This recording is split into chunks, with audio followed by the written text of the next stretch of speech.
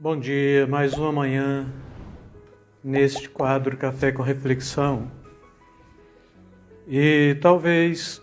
eu esteja falando para vocês durante esta semana sobre resiliência,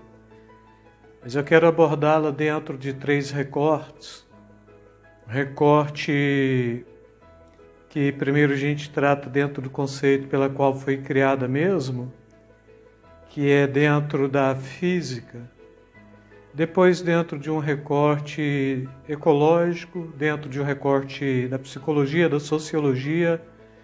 e, por último, não menos importante, mesmo porque dentro de cada recorte vou estar falando dentro, recorte cristão.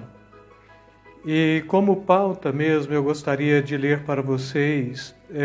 Jó, capítulo 14, versículos 7 e 9, que são versículos que trazem um conceito dentro desta pauta mesmo de resiliência. E diz assim a palavra do Senhor: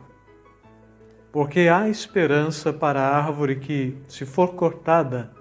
ainda se renovará, e não cessarão seus renovos. Se envelhecer na terra sua raiz e o seu tronco morrer no pó, ao cheiro das águas brotará e dará ramos como uma planta. E assim, queridos, quero então estar abordando este tema que penso há muito é proposto que alguém dentro do contexto cristão fale sobre ele, não é? E trazendo uma abordagem mais cristã do que secular mesmo, mas para trabalhar o conceito de resiliência, primeiro a gente tem que pegar este conceito dentro da sua existência mesmo, ou da sua criação. E este termo resiliência é um termo que foi criado aí no século XVIII para XIX, precisamente 1807, e é um termo que foi criado para tratar dentro do conceito da física mesmo, por um físico.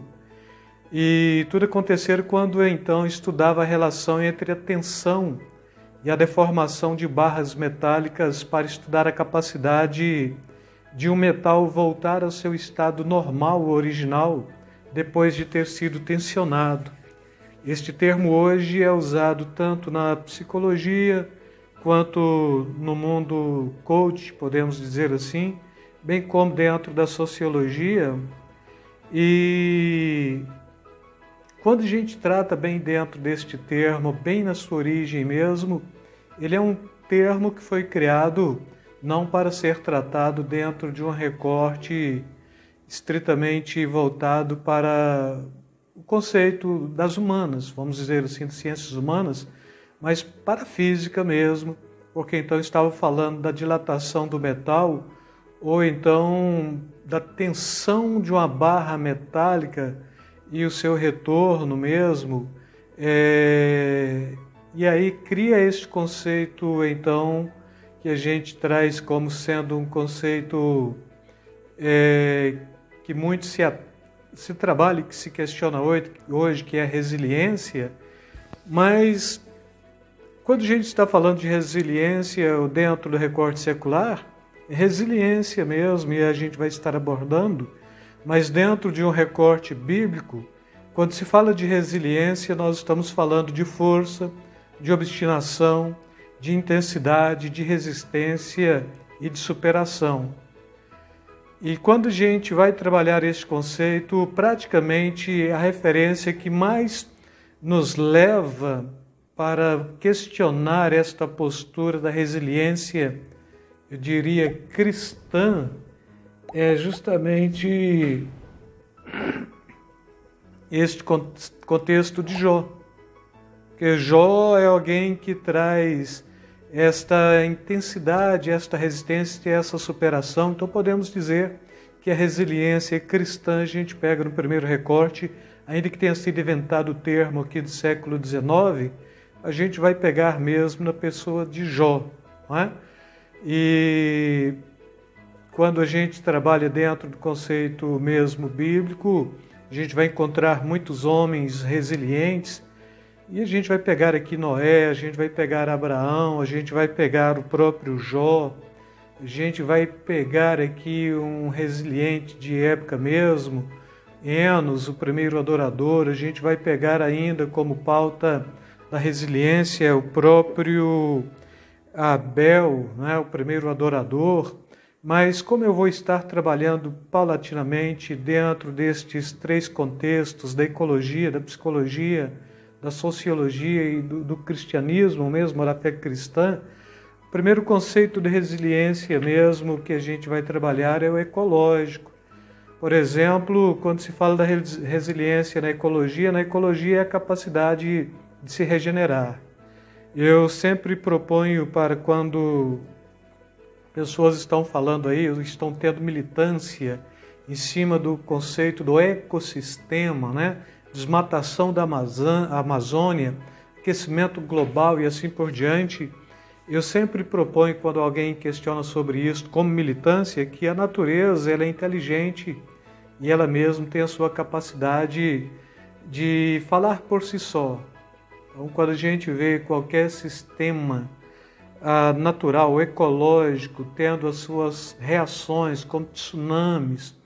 como aquecimento global, como terremotos, maremotos e assim por diante, a gente vai perceber que a própria natureza, ela por si só já é resiliente, pois quando ela percebe a necessidade de se atestar dentro do conceito, ela vai criar mesmo estas propostas. Mas o que me vem à mente dentro desse conceito de resiliência também dentro do ecossistema, estou falando aqui bem para dentro do Centro-Oeste, o Centro-Oeste brasileiro, mas principalmente o Centro-Oeste goiano, Brasil Central,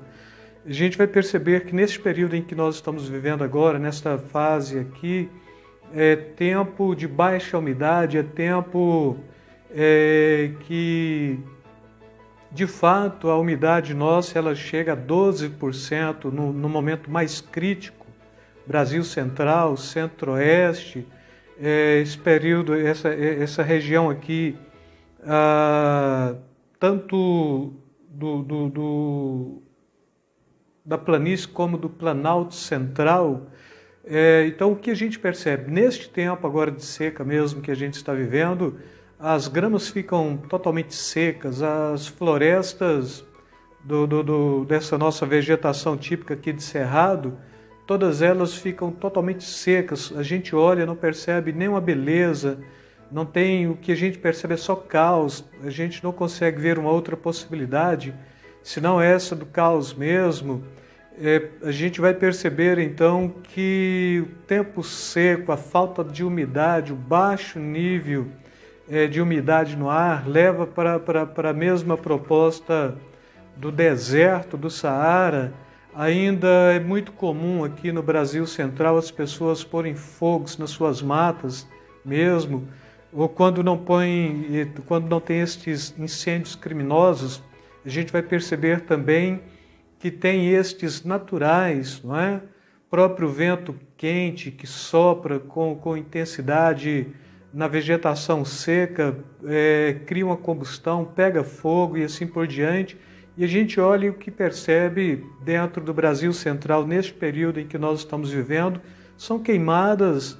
e animais migrando mesmo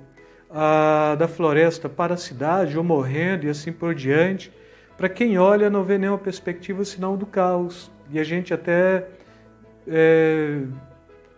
mesmo morando no Centro-Oeste há muito tempo, fica naquela questão, será que novamente vai voltar a ficar verde toda esta vegetação, este bioma de cerrado e assim por diante? Mas quando a gente vê as primeiras chuvas mesmo, a primeira chuva, tudo começa a reverdecer e de repente a gente para e olha para o Brasil Central, para a vegetação típica de cerrado, né? Planície, Planalto Central,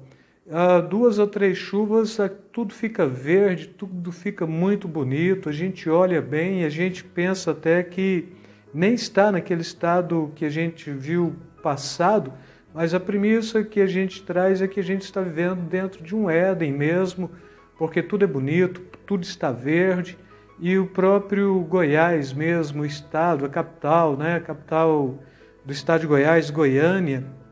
é tido como a cidade mais arborizada do Brasil, corretamente ecológica, talvez seja a segunda cidade, perdendo para uma do Sul, época talvez seja a primeira, a do Sul fica em segundo lugar, mas a questão é que quando a gente fala de resiliência é a capacidade de se regenerar, é a capacidade de se reinventar, é a capacidade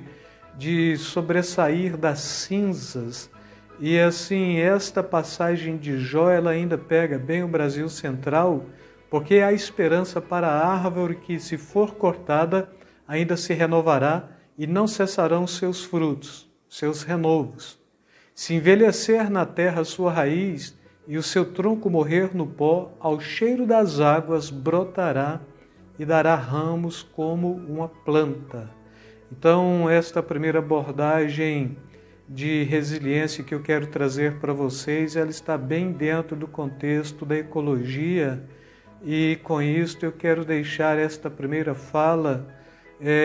propondo para vocês, façam a inscrição, curtam mesmo, deixem os seus likes, pois esta semana eu vou estar falando a semana toda dentro de resiliência, dentro do ponto de vista bíblico, psicológico e assim por diante, sociológico, dentro desta pandemia. E com certeza neste primeiro quadro já quero ampliar aí esta possibilidade do que estará sendo abordado nesta semana como um todo. E fiquem na paz, beijo no coração, beijo na alma de cada um de vocês, façam a inscrição e assim por diante.